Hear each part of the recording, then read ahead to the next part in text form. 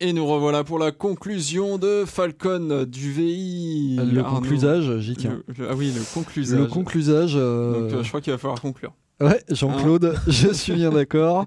Sous le signe de Jean-Claude, donc cette conclusion. Voilà. Je te propose de commencer par le premier point fort. Le premier point fort, donc allons-y. Pression de barre d'espace, la légèreté. Ouais. Alors toute relative, hein, parce que comme on vous l'a expliqué, vu que vous pouvez mettre plein de modulations, d'effets, d'événements à tous les niveaux, vous pouvez avoir juste un patch qui met à genoux n'importe quelle machine de guerre. Ouais. Mais globalement, voilà, c'est assez léger. Quand vous achetez le soft, vous avez une super banque de presets qu'on a parcouru tout à l'heure, qui ne pèse que 636 mégas, je crois, enfin un peu plus de 600 mégas, et parce que justement c'est que de la synthèse et voilà, ça sonne d'enfer. Donc voilà, c'est léger, c'est bien. C'est bien. On est content. Ça sonne. Ça sonne, oui, ça sonne. La chanson, quand même. Si c'est pas du gros son, ça. Voilà. J'espère que vous l'avez vu, que ça sonne, parce que non, c'est vraiment très bien. Pas grand chose à dire de plus. Ouais. Voilà. La structure simple à comprendre, c'est vrai que les layers, les oscillateurs et tout, une fois qu'on a compris, finalement, on s'y retrouve assez facilement. Si moi j'ai compris, et c'est vraiment pas évident, hein, parce que je suis guitariste quand même, et qu'à la base déjà 6 cordes c'est beaucoup pour moi, c'est que vous pouvez comprendre. On vous l'a montré, c'est construit un peu comme une pièce montée, quoi. Voilà, il y a des étages. C'est très simple, de s'y retrouver. On continue les énormes possibilités en termes de sound design. Vu qu'on peut mettre, on peut faire, je sais pas combien on peut mettre des effets à tous les niveaux, des oscillateurs, en veux-tu, en voilà, des layers dans tous les sens. C'est vrai qu'à la fin, on peut faire tout ce qu'on veut, quoi. Sincèrement, on peut faire des choses incroyables. Donc je pense vraiment que ceux qui cherchent une grosse plateforme pour faire du sound design, ils peuvent pas rêver mieux. Hein. Surtout que en plus, évidemment, on pouvait pas s'attarder là-dessus, n'étant pas codeur nous-mêmes, mais avec tout le côté sampling et script Lua, ça ouvre encore des choses. C'est juste énorme. Voilà. C'est juste énorme. Les modules IRCAM. Parce que on vous l'a dit, l'IRCAM, si t'es fier d'être français, tape dans tes mains. C'est des gens qui font des algos hallucinants, des algos qu'on est ravis de voir intégrés à Soft. On aimerait bien les voir intégrés d'ailleurs à plus de logiciels. Parce qu'ils sont parmi les meilleurs au monde, et si la banque qui nous est fournie, si le logiciel sonne bien, et s'il permet de faire autant de choses, c'est en partie grâce à ces modules, mais aussi grâce aux modules et aux effets développés par UVI qui sont vraiment très bien. Bon, on vous l'a dit, c'est pas des débutants, hein. Les mecs, ils sont sound designers depuis quelques décennies déjà. Il y a du skill, effectivement. Voilà, ils ont bossé pour Spectrasonics, Motu, ça va, quoi. Hein, la gestion des instruments UVI, c'est quelque un gros chose. Plus, hein. C'est un énorme plus. Alors, ça donne un petit peu un côté contact au logiciel, on va dire. Ouais. Alors, je sais ce que vous vous disiez. Et vous avez tort de vous le dire, parce que déjà on dit je sais ce que vous vous dites. Voilà. Je sais ce que vous vous dites. Oui, l'UVI, tout ça, c'est moins bien que Contact parce qu'il y a moins de bibliothèques, tout ça. C'est vrai que pour l'instant, en termes de volume, en termes d'offres sur les banques, Contact garde un énorme avantage. UVI quand même fait mieux qu'à Lyon, hein, parce qu'à Lyon, à part 2-3 éditeurs et Steinberg, il y a quasiment personne qui propose des choses dessus. Tout à fait. Typiquement, qu'est-ce qu'on avait testé sur la plateforme UVI? Il y avait la guitare, c'est ça? Il y a un autre français dont on adore les produits. En plus, c'est pas très cher ce qu'il fait. C'est le mec d'Acoustic Sample qui fait des guitares mortelles, et pas que des guitares. Il fait des super pianos. Enfin, il fait plein de trucs très bien, ce gars. Et il a choisi l'UVI Workstation.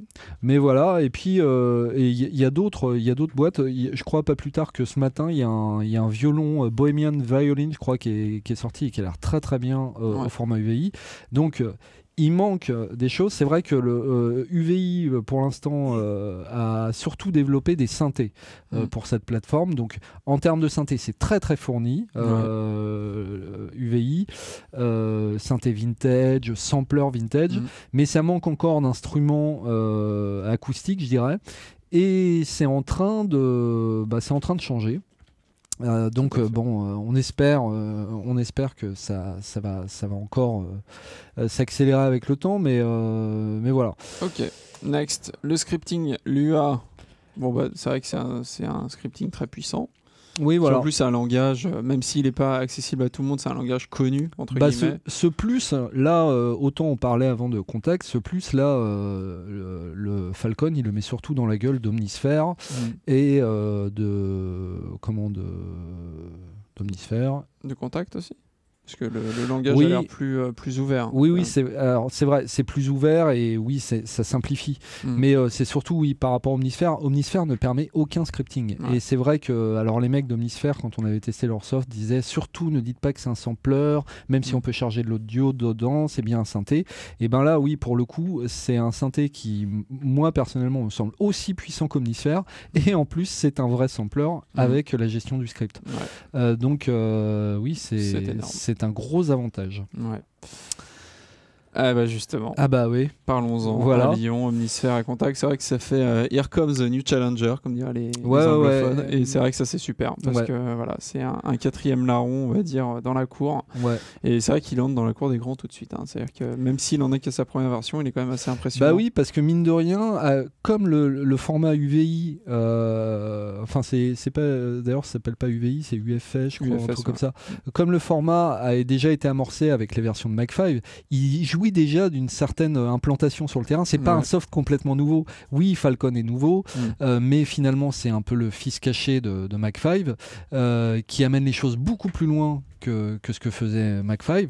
Et donc on a un soft qui est déjà mûr à sa première version parce que finalement ça fait un certain temps que les gens du VI bossent dessus.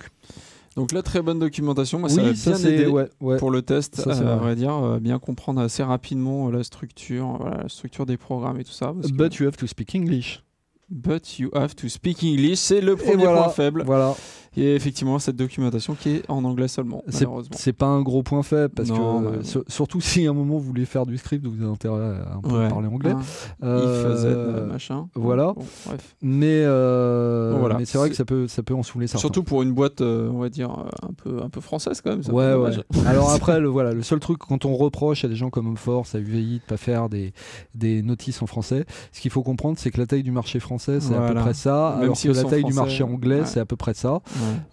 Parce que l'anglais est un peu le dénominateur commun de plein de langues, plein de pays différents. Donc, surtout dans le milieu du développement, du son et tout. Voilà, donc ça se comprend. Assez incontournable. Des progrès à faire au niveau de l'ergonomie. Effectivement, tu parlais des couleurs tout à l'heure. Tu parlais effectivement peut-être des petites idées à améliorer effectivement, pour que ce soit un peu plus lisible, même si on va dire la structure est assez simple à comprendre. Oui.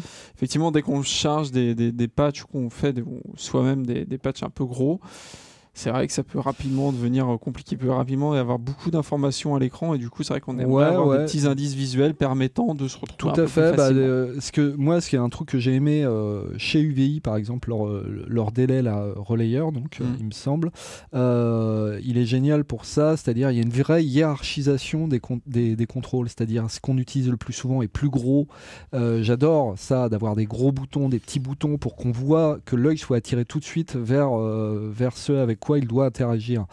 Et or là c'est pas le cas, tout est un peu la même taille, tout est un peu la même couleur, et dès qu'il y a beaucoup de contrôle, on s'y perd un peu. Et on l'a dit aussi, du côté des navigateurs de preset, ça manque, c'est un peu rudimentaire. Donc là il y a des progrès à faire. Exactement. Next. Exactement. Voilà, ce qu'on disait tout à l'heure, une banque orientée synthèse uniquement et dépourvue d'instruments samplés. Alors il y en a quelques-uns, mais c'est vrai que voilà, c'est très synthèse, très musique électronique aussi. Ce qui est dommage, c'est qu'en plus, chez UVI même, il y a des choses. Bon, déjà, c'est eux, je pense, qui avaient fait une partie de la banque de Mac5. Hein. Ouais. Et chez UVIM, il y a des trucs vraiment de bonne qualité en instruments acoustiques, sans même parler de leur partenaires occasionnels comme Acoustic Sample ou tout ça. Ouais. Mais ils auraient pu piocher dans leur propre catalogue. Je sais pas, moi j'avais acheté 2 Gypsy Jazz, je crois, ou un truc comme ça, qui est un truc sur les banques, une banque de sons façon Django Reinhardt. Et voilà, et il y a des guitares. Ils sont capables de le faire, ils l'ont dans leur catalogue, donc c'est vrai qu'on aurait peut-être aimé qu'ils piochent un peu là-dedans. Voilà, des versions allégées, des versions. Ouais, voilà, nous filer quelques trucs. Ouais. Surtout que c'est très sympa. Pour avoir essayé d'ouvrir, justement, de me servir de banque Acoustic Sample que j'avais dans Falcon, c'est très sympa parce que tout de suite on part sur autre chose que sur des oscillateurs purement synthétiques. Exactement. Une complexité qui donnera le vertige à plus d'un débutant. Oh, que oui. Et quand on est tout là-haut, hein, tout en haut d'un patch, effectivement, on regarde en bas et puis on fait oh là là, il y a quand même beaucoup de choses. Quand on s'aperçoit qu'il y a 3500 effets, c'est en fait le bad. Déjà, quand on voit la fenêtre, l'empilement là dans la fenêtre, on se fait ah ouais quand même. Ouais. Puis quand on s'aperçoit qu'à chaque niveau, en fait, il y a des onglets, là on fait ah ouais quand même. Et qu'on n'a pas tout déplié. Ouais. donc c'est pas du tout insurmontable. Hein. Ouais, bien sûr. Mais c'est vrai que ceux qui n'ont pas envie de mettre les mains sous le capot, ça peut les rebuter un peu. Exactement. Voilà. Donc, tout à fait. Donc on va arriver à la note. Oui, il me semble. Donc, et la note qui est accompagnée d'un award valeur sûre. Oui, bravo. Tout à fait. Donc 4,5, ce qui est une très bonne note sur Radio Fanzine, il faut le dire. Là-dessus, on le dit d'ailleurs, lisez le test de Sleepless, hein, parce qu'on s'était mis d'accord sur le Ward. Ouais, c'est une très bonne note. Vous savez qu'on met pas 5 parce que la perfection n'est pas de ce monde et qu'on a en outre des choses à reprocher au logiciel. Mais oui, c'est une valeur sûre, effectivement. On n'a pas grand-chose à lui reprocher. Même, alors, au prix de lancement, je crois qu'il était à 200 balles. C'était une affaire dingue. Là, il est plus cher maintenant. 388, il me semble. Ouais, voilà. Mais ça reste un très bon prix, vu que ce logiciel, comme un Omnisphere, comme un Lion, comme un Contact, ça pourrait être le seul instrument virtuel dont vous disposiez. Tellement il peut faire de choses. Et puis rappelons que c'est la première version. On espère qu'elle va évoluer, qu'elle va corriger les petits défauts. Les premières versions, il y a toujours des petits défauts. Hein, de toute façon, l'équipe a l'air assez réactive quand même. Donc, ils ont l'air bien motivés. Hein. Ouais. Je crois que peut-être ils étaient un peu saoulés peut-être de ne pas pouvoir faire évoluer Mac5 comme ils voulaient, pas aussi vite qu'ils voulaient. Maintenant ils sont libres. Et voilà. Là, ils ont repris leur liberté et ils sont bien décidés à bouffer le monde. Et on espère qu'ils vont le bouffer. Exactement. Exactement. Donc voilà, on finit cette émission sur ce point très positif. N'hésitez pas à vous abonner à notre chaîne, c'est très important. Voilà. Et puis on vous dit à très bientôt pour un autre patch. Ciao, ciao. Ciao.